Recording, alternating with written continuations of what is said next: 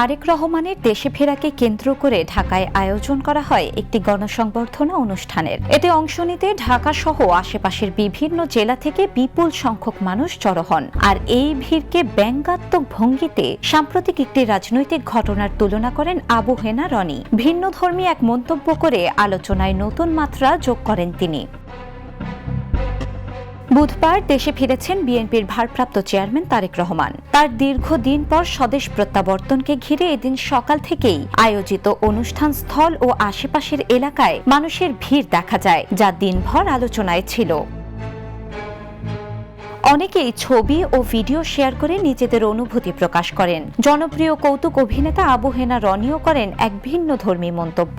ফেসবুকে দেওয়া এক স্ট্যাটাসে তিনি লেখেন, এর চেয়ে বেশি লোক হয়েছিল আমাদের নেত্রীকে বিদায় দিতে। তার এই মন্তব্যে ইঙ্গিত করা হয়েছে গত বছরের 5ই আগস্টের ঘটনার দিকে। ওই দিন গণ আন্দোলনের মুখে সাবেক প্রধানমন্ত্রী শেখ হাসিনা ক্ষমতাচ্যুত হন এবং দেশ ছাড়েন। সে সময় রাজধানী সহ দেশের বিভিন্ন স্থানে বিপুল মানুষের উপস্থিতি দেখা গিয়েছিল। অনেকেই মনে করছেন এই ঘটনার স্মৃতি রসিকতার ছলে তুলে ধরতেই রনি এমন মন্তব্য করেছেন।